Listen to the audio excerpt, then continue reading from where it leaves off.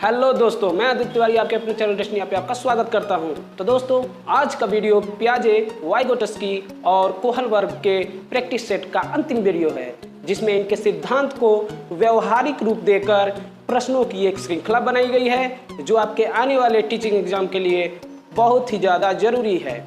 तो दोस्तों, देर न करते हुए इस वीडियो पे चलते हैं। दोस्तों, पियाजे, वाइगोत्स्की और कोहल वर्ग के प्रैक्टिस सेट नंबर 6 का पहला क्वेश्चन है कि कोहल वर्ग के सिद्धांत के पूर्व परंपरागत स्तर के अनुसार कोई नैतिक निर्णय लेते समय एक व्यक्ति निम्न में से किस तरह प्रभावित होगा? ए, व्यक्तिगत आवश्यकताएं एवं इच्छाएं, बी, व्यक्तिगत मूल्य, सी, अंतर्निहित संभावित दंड, या डी, पारिवारिक अपेक्षाएं। तो पूर्व परंपरागत स्तर में बच्चे दंड या पुरस्कार से उनकी नैतिकता चलती है, अतः हम कह सकते हैं इसका ऑप्शन नंबर सी, अंतर्निहित संभावित दंड सही होगा। अगले क्वेश्चन पे चलते हैं। अगला क्वेश्चन है हमारे सामने दूसरा नंबर क्वेश्चन है कि निम्न में से किस एक जोड़े का मिलान ठीक हुआ है?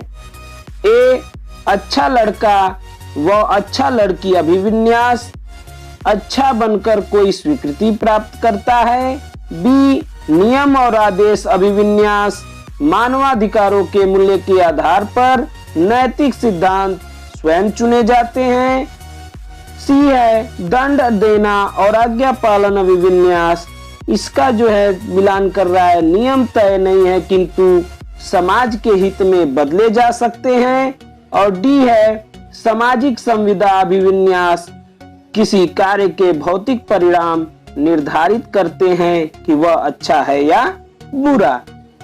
तो इसमें से डी वाला ऑप्शन सही है कि सामाजिक संविदा अभिविन्यास का मिलान किसी कार्य के भौतिक परिणाम निर्धारित करते हैं कि वह अच्छा है कि बुरा, अतः हम कह सकते हैं इसका ऑप्शन नंबर डी सही होगा। अगले क्वेश्चन पे चलते हैं। अगला क्वेश्चन है हमारे सामने तीसरा नंबर क्वेश्चन है, निम्नलिखित में से कौन सा एक सही मिलान वाला जोड़ा है? ए, मूर्त संक्रियात्मक बच्चा संधारण एवं वर्गीकरण करने योग्य, बी, औपचारिक संक्रियात्मक बच्चा अनुकरण प्रारंभ कल्पना परक खेल, सी, पूर्व संक्रियात्मक बच्चा निगमनात्मक विचार, डी, शैशवावस्था तर्क का अनुप्रयोग और अनुमान लगाने में सक्षम। तो इसमें से सही मिलान वाला जोड़ा है कि मूर्त संक्रियात्मक बच्चा संधारण और वर्गीकरण करने योग्य होता है, अतः हम कह सकते हैं इसका ऑप्शन नंबर ए सही होगा। अगले क्वेश्चन पे चलते हैं। अगला क्वेश्चन है हमारे सामने चौथा नंबर क्वेश्चन है, वाइगोत्स्की के सामाजिक संरचना सिद्धांत में दृढ़ विश्वास रखने वाले शिक्षक के नाते आप अपने बच्चों के आकलन के लिए निम्नलिखित में से किस विधि को वरीयता देंगे? ए, मानकीकृत परीक्षण, बी, सहयोगी प्रोजेक्ट, सी, वस्तुपरक बहुविकल्पीय प्रकार के प्रश्न, और डी, तथ्यों पर आधारित प्रत्यास्मरण के प्रश्न। तो जब भी वाइगोत्स्की के बारे में और उनके सामाजिक संरचना सिद्धांत के बारे में बताए तो हमेशा सहयोगी प्रोजेक्ट होता है, अतः हम कह सकते हैं इसका ऑप्शन नंबर बी सही होगा। अगले क्वेश्चन पे चलते हैं। अगला क्वेश्चन है हमारे सामने पांचवा नंबर क्वेश्चन है, प्रचलित योजनाओं में नई जानकारी जोड़ने को किस नाम से जाना जाता है? ए, समायोजन, बी, साम्य धारण, सी, आत्मसातीकरण, डी, संगठन। तो प्रचलित योजनाओं में नई जानकारी जोड़ने को आत्मसातीकरण कहा जाता है। ध्यान रखिएगा, प्रचलित योजनाओं में नई जानकारी जुड़ेगी तो उसे आत्मसातीकरण कहते हैं, लेकिन प्रचलित योजनाओं में ही यदि हम कहें कि सुधार करें, क्या करें, सुधार किया जाए, तो ये समायोजन हो जाता है। ध्यान रखिएगा, यदि प्रचलित योजनाओं में नई जानकारी जोड़ी जाएगी तो उसे आत्मसातीकरण, और प्रचलित योजनाओं में सुधार होगा तो क्या होगा, समायोजन। अतः हम कह सकते हैं इसका ऑप्शन नंबर सी सही होगा। अगले क्वेश्चन पे चलते हैं। अगला क्वेश्चन है हमारे सामने छठा नंबर क्वेश्चन है, एक शिक्षिका अपने शिक्षार्थियों की इस रूप में मदद करना चाहती है कि वे एक स्थिति की अनेक दृष्टिकोण से सराहना कर सके। वह विभिन्न समूहों में एक स्थिति पर वाद विवाद करने के अनेक अवसर उपलब्ध कराती है। वाइगोत्स्की के परिप्रेक्ष्य के अनुसार उसके शिक्षार्थी विभिन्न दृष्टिकोणों को क्या करेंगे और अपने तरीके से उस स्थिति के अनेक परिप्रेक्ष्य को विकसित करेंगे। आपके ऑप्शन है ए आत्मसात, बी तर्क संगत, सी संक्रियाकरण या डी निर्माण। तो शिक्षिका अनेक दृष्टिकोणों से, विभिन्न दृष्टिकोणों से वाद विवाद भी करा रही है, उसके अनेक अवसर भी उपलब्ध करा रही है। तो शिक्षार्थी विभिन्न दृष्टिकोणों को क्या करेंगे, आत्मसात करेंगे। क्या करेंगे, आत्मसात करेंगे। अतः इसका ऑप्शन नंबर ए सही होगा। अगले क्वेश्चन पे चलते हैं। अगला क्वेश्चन है हमारे सामने सातवां नंबर क्वेश्चन है, आप एक शिक्षक के रूप में रैंगिंग और धमकाने के सख्त विरोधी हैं तथा इस संदर्भ में विद्यालय में पोस्टर लगवा देते हैं तथा समिति बनवाते हैं। आपसे जुड़ने वाले किशोर जो इस विचार के दृढ़ विश्वासी हैं, निम्नलिखित में से किस स्तर पर होंगे? ए सामाजिक व्यवस्था बनाए रखने वाला, बी उत्तर पारंपरिक, सी पूर्व पारंपरिक या डी पारंपरिक। तो जब किशोर जो है दृढ़ विश्वासी हैं अपने विचार के, तो वे हमेशा उत्तर पारंपरिक अवस्था में रहेंगे, क्योंकि उत्तर पारंपरिक अवस्था में अपने हित के अनुसार तर्क दिया जाता है। अतः इसका ऑप्शन नंबर बी सही होगा। अगले क्वेश्चन पे चलते हैं। अगला क्वेश्चन है हमारे सामने आठवां नंबर क्वेश्चन है, मानसिक संरचनाएं जो चिंतन के निर्माण प्रखंड हैं, इसके लिए पियाजे ने किस शब्द का प्रयोग किया है? ए परिपक्वन प्रखंड, बी जीन, सी विकास का क्षेत्र या डी स्कीमा। तो मानसिक संरचनाएं जो चिंतन के निर्माण प्रखंड है, इसके लिए पियाजे ने स्कीमा शब्द का प्रयोग किया है। स्कीमा क्या है? अवधारणाएं होती है, जो सोच हमारी बनती है वही क्या होती है? स्कीमा होती है। अतः इसका ऑप्शन नंबर डी सही होगा। अगले क्वेश्चन पे चलते हैं। अगला क्वेश्चन है हमारे सामने नवा नंबर क्वेश्चन है, अमूर्त वैज्ञानिक चिंतन के लिए क्षमता का विकास निम्न अवस्थाओं में किसकी एक विशेषता है? ए संवेदी गतिक अवस्था, बी पूर्व संक्रियात्मक अवस्था, सी मूर्त संक्रियात्मक अवस्था, डी औपचारिक संक्रियात्मक अवस्था। तो अमूर्त वैज्ञानिक चिंतन के लिए क्षमता का विकास औपचारिक संक्रियात्मक अवस्था के तहत आता है। अतः इसका ऑप्शन नंबर डी सही होगा। अगले क्वेश्चन पे चलते हैं। अगला क्वेश्चन है हमारे सामने 10वां नंबर क्वेश्चन है, कोहल वर्ग के अनुसार सही और गलत प्रश्न के बारे में निर्णय लेने में शामिल चिंतन प्रक्रिया को क्या कहा जाता है?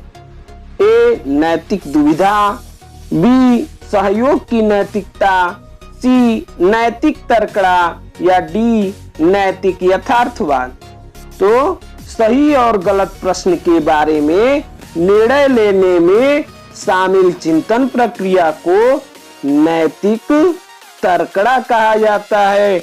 नैतिक तर्कड़ा के अनुसार ही सोच सकते हैं कि कौन सा काम करने वाला है, कौन सा काम नहीं करने वाला है। ये सोच कहां से आती है? नैतिक तर्कड़ा से आती है। अतः कह सकते हैं इसका ऑप्शन नंबर सी सही होगा। अगले क्वेश्चन पे चलते हैं। अगला क्वेश्चन है हमारे सामने 11वां नंबर। 11वां नंबर क्वेश्चन है, सीखने के सिद्धांतों के संदर्भ में स्कैफोल्डिंग किसकी ओर संकेत करता है? ए, विद्यार्थियों द्वारा की गई गलतियों के कारणों का पता लगाना, बी, अनुरूपित शिक्षण, सी, पूर्व अधिगम की पुनरावृत्ति, या डी, सीखने में वयस्कों द्वारा अस्थायी सहयोग। तो स्कैफोल्डिंग सीखने के सिद्धांतों में वयस्कों द्वारा अस्थायी सहयोग को प्रदर्शित करता है। अतः इसका ऑप्शन नंबर डी सही होगा। अगले क्वेश्चन पे चलते हैं। अगला क्वेश्चन है हमारे सामने 12वां नंबर। 12वां नंबर क्वेश्चन है, एक शिक्षिका 2 एक समान गिलासों को प्रदर्शित करती है जो जूस की समान मात्रा से भरे हुए हैं। वह उन्हें 2 भिन्न गिलासों में खाली करती है, जिसमें से एक लंबा है और दूसरा चौड़ा है। वह बच्चों को उस गिलास की पहचान करने के लिए कहती हैं जिसमें जूस ज्यादा है। बच्चे प्रत्युत्तर देते हैं कि लंबे गिलास में जूस ज्यादा है। शिक्षिका के बच्चों को क्या कठिनाई है? ए, समायोजन, बी, अहम केंद्रिता, सी, विकेंद्रीकरण, या डी, पलटावी। तो ध्यान देना पड़ेगा यहाँ पे कि जूस जो है समान मात्रा में भरा हुआ है और उन्हें 2 भिन्न गिलासों में ऐसे खाली किया जा रहा है जिनमें से एक लंबा गिलास है और दूसरा चौड़ा गिलास है। बच्चों को पहचान करने के लिए कहा जाता है कि किसमें जूस ज्यादा है, क्योंकि जूस तो बराबर है सब में, लेकिन बच्चे उत्तर देते हैं कि लंबे गिलास में जूस ज्यादा है। इसका मतलब बच्चों में अभी पलटावी गुण का प्रदर्शन नहीं हो रहा है, अतः इनमें पलटावी गुण का ही कठिनाई होगा। अतः कह सकते हैं इसका ऑप्शन नंबर डी सही होगा। अगले क्वेश्चन पे चलते हैं। अगला क्वेश्चन है हमारे सामने 13वां नंबर। 13वां नंबर क्वेश्चन है, एक बच्ची को उसके पिता चहलकदमी करा रहे थे। बच्ची जानती थी कि चिड़िया जैसी चीजें होती हैं, परंतु उसने कभी पतंग को नहीं देखा था। पतंग को देखकर उसने कहा, चिड़िया को तो देखो। उसके पिता ने कहा, यह एक पतंग है। यह उदाहरण क्या दिखाता है? ए, सम्मिलन, बी, समायोजन, सी, संरक्षण, या डी, वस्तु का प्रदर्शन। तो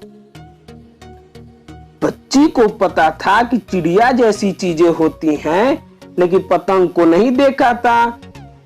पतंग को देखकर उसने कहा, चिड़िया को तो देखो, यानी उसके दिमाग में पहले से ही ये बैठ गया था कि जो कुछ भी आसमान में उड़ रहा है वो क्या होगी? चिड़िया होगी। अब जब उसके पिता ने कहा कि यह एक पतंग है, तो वह अब इसको अपने गुण में सम्मिलित कर लेगी कि चिड़िया के अलावा पतंग भी आसमान में उड़ते हैं। अतः इसका ऑप्शन नंबर ए सही होगा। अगले क्वेश्चन पे चलते हैं। अगला क्वेश्चन है हमारे सामने 14वां नंबर। 14वां नंबर क्वेश्चन है, रोहित ने अजय की डेस्क से ली हुई पेंसिल वापस रख दी क्योंकि उसे पकड़े जाने पर सजा मिलने का डर था। यह कोहल वर्ग के किस स्तर को बताता है? ए, पूर्व परंपरागत स्तर, बी, परंपरागत स्तर, सी, उत्तर परंपरागत स्तर, या डी, पूर्व संक्रियात्मक स्तर। तो रोहित ने अजय की डेस्क से ली हुई पेंसिल वापस रख दी। क्यों वापस रख दी? क्योंकि उसे सजा मिलने का डर था। जब भी दंड या पुरस्कार या सजा की बात हो तो वो पहले स्तर पे यानी पूर्व परंपरागत स्तर में आएगा। अतः इसका ऑप्शन नंबर ए सही होगा। अगले क्वेश्चन पे चलते हैं। अगला क्वेश्चन है हमारे सामने 15वां नंबर, जो कि आज का अंतिम क्वेश्चन है। मान लीजिए आप विद्यालय शिक्षा बोर्ड के अध्यक्ष हैं। आप अपने अधिकार क्षेत्र के अंतर्गत आने वाले विद्यालयों की शिक्षा की संपूर्ण गुणवत्ता को सुधारने के लिए क्या योजना बनाएंगे? ए, निम्न स्तरीय अभिसारी चिंतन, बी, उच्च स्तरीय अभिसारी चिंतन, सी, निम्न स्तरीय अपसारी चिंतन, या डी, उच्च स्तरीय अपसारी चिंतन। तो कौन सा इसमें ऑप्शन सही होगा? तो उच्च स्तरीय अपसारी चिंतन की योजना शिक्षा की संपूर्ण गुणवत्ता को सुधारने के लिए आप बनाएंगे। अतः इसका ऑप्शन नंबर डी सही होगा। तो दोस्तों, कैसा लगा वीडियो कमेंट कीजिए, और यदि चैनल पे नए हैं तो सब्सक्राइब कीजिए। जल्दी हम नेक्स्ट टॉपिक का प्रैक्टिस सेट लेकर आएंगे। तब तक के लिए धन्यवाद।